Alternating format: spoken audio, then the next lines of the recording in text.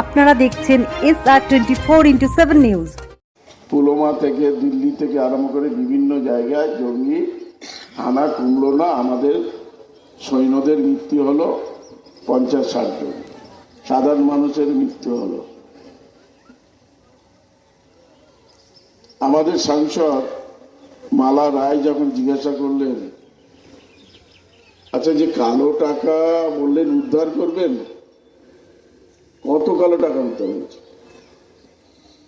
উত্তর এলো কালো টাকা বলে কিছু নেই, কালো টাকা বলে কিছু নেই, সত্যি কিছু নেই। 98% জমা হয়ে গেছে। শিল্পপতিরা পিছনের দিয়ে বিজেপির লিডারদের ধরে কালো টাকা সব সাদা করে নিল। তার বিনিময়ে তারা ওই দালালি বলে না, দালালি স্বরূপ টাকা পেল, হাজার হাজার কোটি টাকা দিয়ে ব্যাস কাজ শেষ। আবার এলো করোনা, मुझे समय दीजिए, मैं सब ठीक ठाक कर दूंगा। ऑक्सीजन नहीं, हॉस्पिटले बेड नहीं, मारा যাচ্ছে উত্তর প্রদেশে বালি চাপা দিচ্ছে।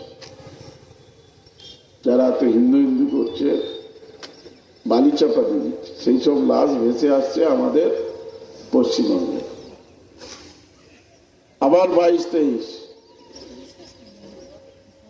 ভ্যাকসিন কি আগে বাঁচবে? যে যার মতো নিয়েছেন। এখন আমাদের শ্বাস প্রশ্বাসে কষ্ট হচ্ছে, বেশিক্ষণ বললেই কষ্ট হচ্ছে, অন্যদের মনে হচ্ছে না।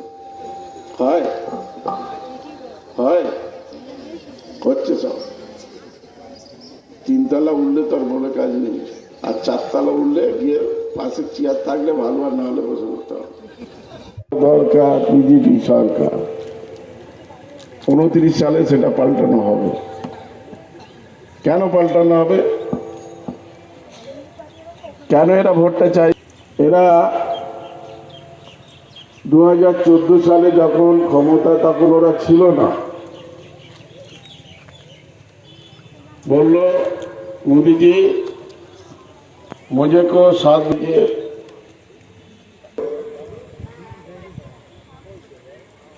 অ্যাকাউন্ট বললেন লিঙ্ক করতে হবে, আধার কার্ড লিঙ্ক করতে হবে, 1000 টাকা করে নিয়ে আবার লাইন দিয়ে সবাই ভাবছে এবার লিঙ্ক হয়ে গেছে, যে গেলে এবার টাকা আসবে।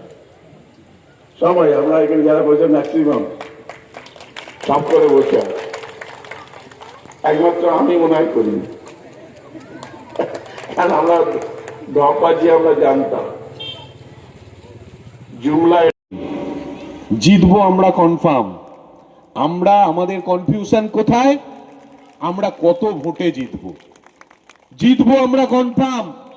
আজকে বলে দিয়ে যাচ্ছি যে বিষ্ণুপুর বিধানসভা কেন্দ্রে দিলীপ মণ্ডল জিতছে, কিন্তু কত ভোটে জিতছে সেটা হবে আপনার আমার সবার যে কাজ, এই মানুষকে বোঝানো, মানুষের কাছে গিয়ে তৃণমূল কংগ্রেসের প্রচার করা, তার মধ্যে দিয়ে কিন্তু এই ভোটের কতটা ভোটে লিড হবে সেটা ঠিক করছে।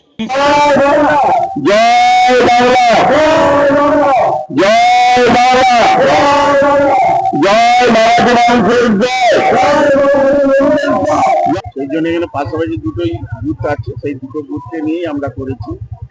এবং আজকে এসে ভালো লাগছে। আমাদের মা বোনরা, আমাদের বয়োজ্যেষ্ঠরা, আরো যারা সহকর্মীরা, সহযোদ্ধারা, তারা আজকে এসছেন।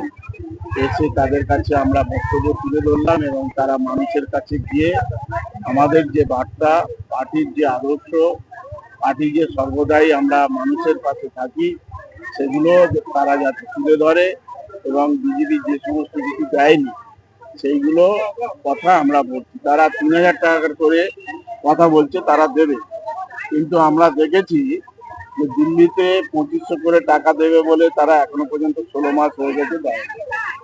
মধ্যপ্রদেশে তারা বলেছিল 1000 টাকাটাকে 3000 করে, দেখা গেল 1500 হয়েছে, 1000 থেকে 500 বাড়িয়েছে।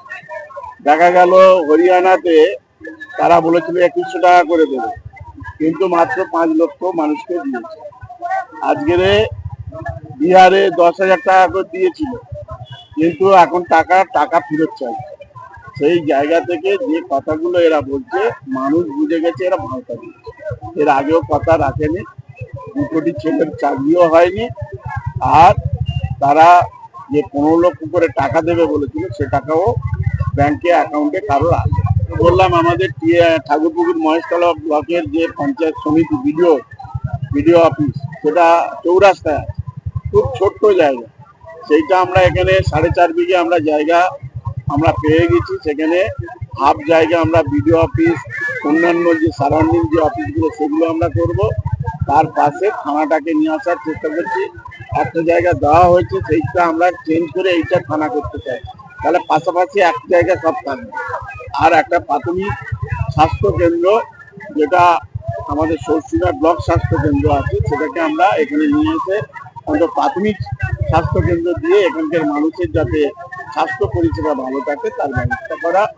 ওদিকে আমরা একটা স্টেডিয়াম আমাদের করার ইচ্ছা আছে, আমাদের একটা কলেজ করার ইচ্ছা আছে সরকারি, আর 4 লেন করা, লোকার যে রাস্তাটা 4 লেন করা, একটা ইলেকট্রিক চুল্লি, ফায়ার ব্রিগেড আমরা করেছি, আমরা অডিটোরিয়াম হল করেছি আমতলায়, বাস টার্মিনাস করে দিয়েছি, বাইপাস একটা রাস্তা আমরা তৈরি করছি, এগুলো আমরা করেছি। ভবিষ্যতে এইগুলোই আমাদের মূল প্রয়োজন, যেগুলো সেগুলো আমরা বলি। 21-এ তবু ওদের একটা জায়গা ছিল, কিছুটা একটা আবাস, কিন্তু এবারে যেভাবে তারা মানুষকে ক্ষুব্ধ করেছে, এসআইআর মাধ্যমে বাংলার বঞ্চিত করেছে, টাকা পয়সা 2 লক্ষ কোটি টাকা দেয়নি, রাস্তার টাকা, ঘরের টাকা থেকে আরম্ভ করে সমস্ত কিছু আটকে দিয়েছে, জলের টাকা দিচ্ছে না। এই জায়গা থেকে বাংলার মানুষ ক্ষিপ্ত, এবং বাঙালির এটা অস্তিত্ব রক্ষার লড়াই। বাংলার মানুষরা যে বেঁচে ছিল সেটা ওরা দেখতে চাইছিল এসআইয়ের মাধ্যমে, যে বাঙালি বেঁচে আছে কিনা। এটা আমাদের কাছে বিরাট আঘাত, এটা আমাদের সেন্টিমেন্ট। এই জায়গা থেকে মানুষ কিন্তু টোটালি ওদের বিপক্ষে আছে। নির্বাচন commissioner, police observer, military force, অন্যান্য কিছু সবকিছু দিয়ে ওরা চেষ্টা করছে, কিন্তু বাংলার মানুষের কাছে বোতাম দিয়ে তারা তাদের প্রতিত্তর দেবে। উন্নয়ন এবং মানুষের পাশে থাকার একটা জায়গা। উন্নয়নের চেয়ে মানুষের সঙ্গে কতটা আমরা সময় দিই, কতটা আমরা তাদের পাশে থাকি, আপদে বিপদে তাদের সঙ্গে কতটা থাকি, এটার উপরে, এবং তার সাথে উন্নয়ন এবং মানুষের সাথে ব্যবহার, এগুলো নির্ভর করে। সেই জায়গায় তারা ঘর থেকে বার হয়েছে আমাদেরকে ফুল থেকে আরম্ভ করে, আশীর্বাদ থেকে আরম্ভ করে, হ্যান্ডশেক থেকে আরম্ভ করে সমস্ত দিক দিয়ে তাদের মুখে আমরা হাসি দেখতে পাই। এটাই হচ্ছে আমাদের বড় পাপ। কেউ বলে দিচ্ছি, আমরা 71,000 ভোটে আমরা 2024 সালে আমরা লিড করেছি।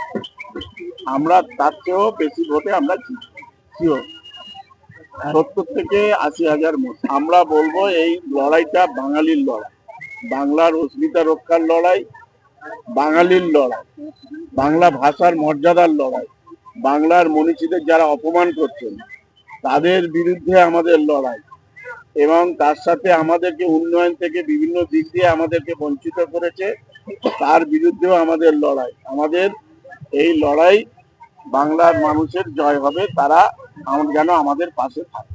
যোগী আদিত্যনাথ, উত্তরপ্রদেশের মুখ্যমন্ত্রী, তিনি এখানে এসে বলছেন উত্তরপ্রদেশে যেমন ভাবে বুলডোজার দিয়ে মানুষের ঘর বাড়ি মন্দির ভেঙে দিয়েছেন, ঠিক সেইভাবে বাংলার এখানে বুলডোজার দিয়ে রাম রাজত্ব তৈরি করবে।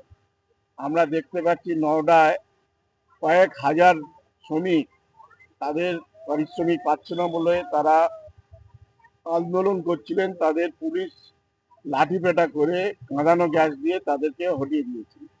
এখানেও সেই ধরনের একটা অপচেষ্টা, ওরা বুলডোজার নিয়ে এখানে মানুষের ক্ষতিগ্রস্ত করতে চাইছে। আমরা বুলডোজার দিয়ে রাস্তা, বিভিন্ন পরিকাঠামো, সরকারি পরিকাঠামো, সেই যন্ত্র, একই যন্ত্র আমরা উন্নয়ন করতে চাইছি, আমরা রাস্তাঘাট করতে চাইছি, আমরা মানুষের পাশে থাকতে চাইছি। আমরা সব রকমের যে সমস্ত সন্দেহ আছে সমস্তগুলো আমাদের কর্মীদের বলে দেওয়া হচ্ছে, টোটাল চেক হবে, এবং ভোটের দিন আধ ঘন্টা ছাড়া আমরা চেক করব।